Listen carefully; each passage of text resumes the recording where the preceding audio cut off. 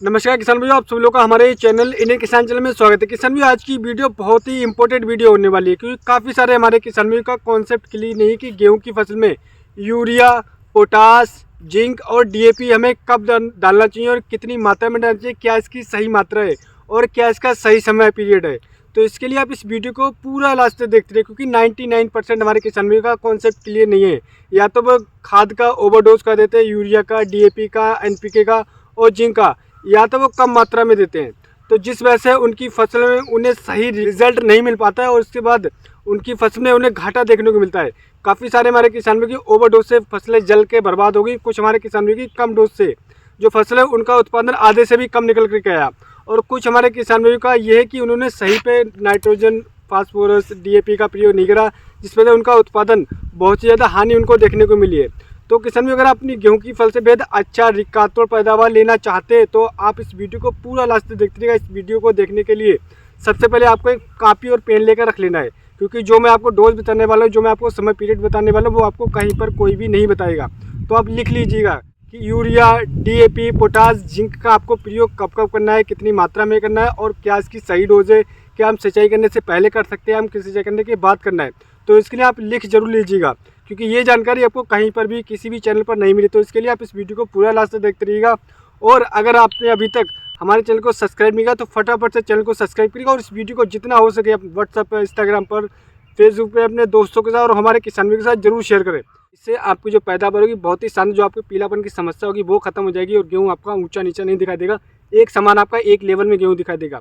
जो आपकी बाली चमकीली वजनदार होगी, जिस वजह से आपका जो ओवरऑल उत्पादन होगा बहुत ही शानदार आपको देखने को मिलेगा। तो आइए हम शुरू करते हैं। दोस्तों, सबसे पहले हम बात करते हैं कि गेहूं की फसल में ओवरडोज से क्या हानि देखने को मिल सकती है।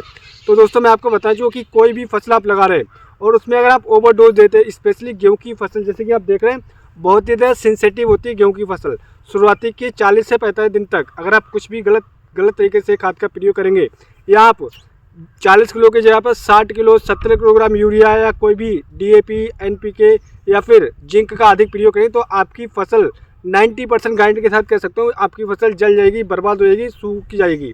तो आपको ओवरडोज बिल्कुल भी नहीं करना है, नहीं तो आपको घाटा देखने को मिल सकता है। तो पहली चीज़ आपको ध्यान रखना है क्योंकि 99% हमारे किसान भाई यही गलती करते हैं। हमारे काफ़ी किसान फ़ोन करके बोलते हैं कि हमने खाद तो दे दी, इतनी दे दी, उतनी दे दी, लेकिन ऐसी गलती आपको बिल्कुल भी नहीं करना है।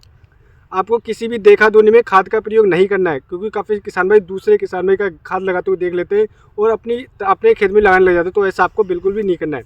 और बात करते हैं वहीं पर कम डोज की, क्योंकि काफ़ी किसान भाई हमारे कंजूसी भी करते हैं क्योंकि वो चाहते हैं कि हम थोड़ा पैसा बचा लें और उसके बाद में वो अच्छा पैदावार ले लें। तो आपको ऐसा बिल्कुल भी नहीं करना है। माइक्रो न्यूट्रॉन्स की, एनपीके, नाइट्रोजन, फास्फोरस, जिंक की और पोटास की आपको मात्रा एक समान रखना है, सही डोज रखना है क्योंकि सही डोज नहीं देंगे तो आपकी फसल अच्छी तरीके से ग्रोथ नहीं करेगी, आपकी बढ़वार नहीं होगी, वहीं टिलरिंग आपको कहीं ना कहीं बहुत ज़्यादा कम देखने को मिलेगी।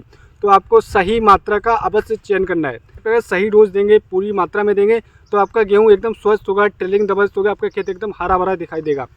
अब बात करते हैं कि काफ़ी सारे हमारे किसानों का सबसे बड़ा 99% किसानों का कॉन्सेप्ट ये है कि वो सही समय पर कोई भी खाद का प्रयोग नहीं कर रहे हैं।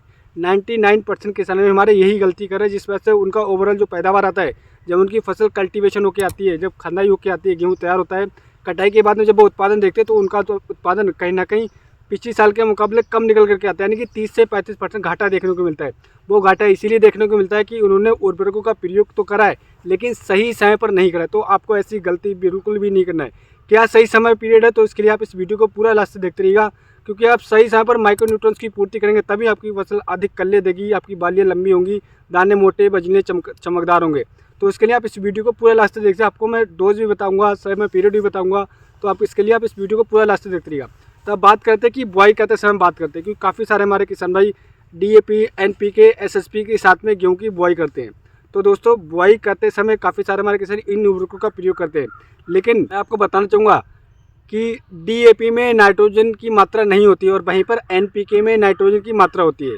तो पहले जैसे हमारे किसान भाई पहली खाद दे रहे हैं, बुआई करते समय आपने कोई भी उर्वरक डाला, जो आपने डीएपी, एनपीके, एसएसपी डाला तो ठीक है, बहुत ही अच्छा है, लेकिन आपको पहले पानी में, अगर आपने पहले पानी में यूरिया देने जा रहे हैं और आपने गेहूँ की बुआई करते समय एनपीके का प्रयोग करा है, लेकिन पहली पानी में यानी कि पहली सिंचाई आप जो करने जा रहे हैं तो उसमें आपको 40 किलोग्राम यूरिया और उसके साथ में आपको कम से कम 15 से लेकर 20 किलोग्राम DAP लेना है। पहले हम बात करते हैं नाइट्रोजन की। नाइट्रोजन हमारी गेहूं की फसल के लिए बहुत ही ज़्यादा अति आवश्यक पोषक तत्व है। ये तो हमारे गेहूं की फसल में हरापन लेकर आता है, दूसरा हमारे बढ़वार करने में काफ़ी ज़्यादा सहायता करता है, क्योंकि हमारा गेहूँ जब तक अब हरा नहीं होगा, पीलापन देखने को मिलेगा, तो हमारी पैदावार कम होगी, बढ़वार कम होगी। तो ये हरापन लाने में काफ़ी ज़्यादा सहायता करता है और गेहूँ की बढ़वार करने में काफ़ी ज़्यादा सहायता करता है। और भाई इसके साथ में अगर आप DAP 15 से 20 किलोग्राम प्रति एकड़ ले लेंगे तो उसमें ऐसे सारे माइक्रो न्यूट्रॉन्स होते हैं जो हमारी गेहूं की फसल की बहुत ही ज़्यादा आवश्यक पोषक तत्व होते हैं। तो उन सारे पोषक तत्व की पूर्ति होती है, क्योंकि हमारे किसान भाई 99% हमारी ज़मीन का सर्वे यानी कि चेकअप नहीं कराते हैं, जिस वजह से आपको पहली खाद में 40 किलोग्राम यूरिया और उसके साथ में 15 से 20 किलोग्राम DAP लेके देना है। आप देंगे तो आपके जो बढ़वार होगी, टेलरिंग होगी, बहुत ही शानदार देखने को मिलेगी। और बात करते हैं सबसे महत्वपूर्ण पोषक तत्व की, वो है पोटास। काफ़ी सारे पोटास की मात्रा सही तरीके से नहीं देते, तो मैं आपको बताना चाहूँगा कि पोटास को सही समय पर देना बहुत ही ज़्यादा अति आवश्यक है, क्योंकि काफ़ी सारे हमारे किसान में गलत तरीके से यानी कि उनकी बालियाँ निकलती उस समय पोटास का प्रयोग कर रहे होते हैं, या फिर गेहूँ की बुआई करते समय उन्होंने कर दिया, उसके बाद में उन्हें नहीं करते। तो आपको ऐसा बिल्कुल नहीं करना। पोटास जब आप तीसरी सिंचाई कर रहे हैं, यानी कि या तो आपकी गेहूँ की फसल गबोज अवस्था से पहले जब आखिरी यूरिया लगाए, तो उसके साथ में आप यूरिया के साथ में पोटास कम से कम 25 से 30 किलोग्राम लेकर आपको छींटा दे देना है, या फिर 25 किलोग्राम पोटास के साथ में 20 किलोग्राम बालू रेता लगेगा। तीसरी सिंचाई करने के बाद या तीसरी सिंचाई करने से पहले आपको दे दीजिए। उसके बाद में आपकी जो बालियाँ आएंगी वो शानदार, मोटी, चमकीले, वजनदार देखने को मिलेंगी। अब वही बात करते हैं कि जिंक, काफ़ी हमारे किसान में जिंक की कमी हमारे किसान भाई काफ़ी ज़मीन में पाई जा रही है आज के समय में। तो किसान भाई आपको जिंक की पूर्ति हमेशा करना है। अगर गेहूँ की फसल में आपने बुआई करते समय जिंक डाली तो बहुत ही अच्छा है, और अगर आपने नहीं डाली तो आपको पहली सिंचाई में यूरिया के साथ में 40 किलोग्राम यूरिया, उसके साथ में आपको 10 किलोग्राम, कम से कम 5 किलोग्राम तो जिंक लेना, नहीं तो आप 5 से 10 किलोग्राम जिंक दे सकते हैं। इससे आपकी जो पैदावार होगी बहुत ही शानदार, जो आपकी पीलापन की समस्या होगी वो खत्म हो जाएगी और गेहूँ आपका ऊंचा नीचा नहीं दिखाई देगा, एक समान आपका एक लेवल में गेहूँ दिखाई देगा। तो आपको जिंक की पूर्ति अवश्य करना है, लेकिन जिंक का प्रयोग करते समय आपको कुछ चीज़ों का ध्यान रखना है। यहाँ पर हमारे किसान भाई गलतियाँ कर रहे हैं, वो ये कर रहे हैं पानी लगाने के बाद में गेहूँ का छींटा दे रहे हैं। उससे ये होगा कि हमारी जो ज़मीन में नमी होगी और हमारी पत्तियों में जिंक चिपक जाएगी, जिससे आपकी गेहूँ की फसल जलने की समस्या देखने को मिल सकती है। दूसरा, जब आप गेहूँ की फसल में जिंक और यूरिया का प्रयोग कर रहे छींटा दें तो आप 10-11 बजे के बाद, यानी कि मौसम खुला होना चाहिए और ओस हट जाना चाहिए, क्योंकि अगर ओस होगी तो हमारी पत्तों में चिपक जाएगी, जिससे हमारी गेहूँ की फसल जलने की संभावना बढ़ सकती है।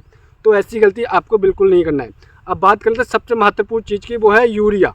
तो यूरिया का कॉन्सेप्ट 99% हमारे किसान भाइयों का क्लियर नहीं है। वो क्लियर क्यों नहीं है? कि यूरिया का सही समय पर प्रयोग नहीं करते और सही मात्रा में भी नहीं कर रहे हैं, जिस वजह से यूरिया का इन्हें दुष्प्रयोग देखने को मिल रहा है, उल्टा रिजल्ट देखने को मिल रहा है। यूरिया का सही प्रयोग यानी कि 3 भागों में आपको गेहूँ की फसल में यूरिया देना है। वो कैसे करके देना है? एक तो बुआई करते समय आपने 40 किलोग्राम या 45 किलोग्राम दिए, और उसके बाद में पहली सिंचाई आप जब कर रहे हैं तब आपको यूरिया का प्रयोग कर देना है 21 से 25 दिन, यानी कि पहली सिंचाई में आपको यूरिया का दूसरी डोज देना है, और तीसरी डोज जब आप दूसरी सिंचाई कर रहे हैं तब आप दे सकते हैं, नहीं तो तीसरी से 55 से 60 दिन पर यूरिया आपको लास्ट देकर ख़त्म कर देना है।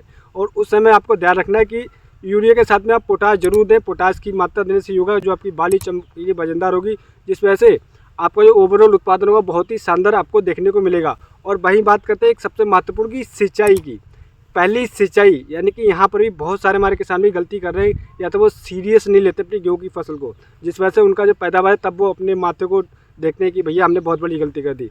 वो ये कि आपको ज़मीन की रिक्वायरमेंट के हिसाब, मौसम के हिसाब से आपको सिंचाई करना है, क्योंकि काफ़ी सारे हमारे किसान 25 दिन 30 दिन के बाद सिंचाई करते हैं। किसान भाइयों, अगर आपकी ज़मीन में रिक्वायरमेंट है तो आप 18 दिन के बाद भी पहले सिंचाई कर सकते हैं, और आप नहीं करेंगे तो हमारा पौधा बहुत ही सेंसिटिव होता है इस समय पर, और जिस वजह से आपकी पैदावार काफ़ी ज़्यादा कम देखने को मिल सकती है। तो आपको सिंचाई बेहद समय के हिसाब से करना है।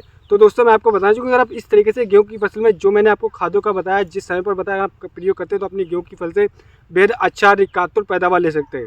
तो उम्मीद करता हूँ वीडियो आपको हमारा पसंद है। अगर हमारा वीडियो आपको पसंद तो हमारे चैनल को सब्सक्राइब करना बिल्कुल भूलिएगा, और हमारे इस वीडियो को ज़्यादा से ज़्यादा शेयर करें, जिससे जो हमारी जानकारी हमारे सभी किसान भाई तक पहुँच सके। दोस्तों मैं एक जानकारी में और देना चाहूँ कि अगर आपने अभी तक गेहूँ की बुआई करने में आप पछेती यानी कि लेट हो गए, अब किसी कारणवश आपका खेत खाली नहीं हो पाया, आप गन्ने की छिलाई करने के बाद में गेहूँ की बुआई करना चाहिए, तो दोस्तों मैं आपको बताऊँ वो पछेती टॉप 5 वेरायटी जिनका आप चयन करके अपनी गेहूं की फसल बहुत ही शानदार रिकातुर पैदावार ले सकते हैं। तो हमारे चैनल पर ऑलरेडी वीडियो पोस्ट हो चुकी है कि पछेती गेहूं की टॉप 5 वेरायटी के बारे में, तो आप उस वीडियो को देखकर वेरायटी का चयन करके अपनी गेहूं की फसल से बेहद अच्छा रिकातुर पैदावार ले सकते हैं। तो मिलते हैं दोस्तों नेक्स्ट वीडियो में नेक्स्ट जानकारी के साथ।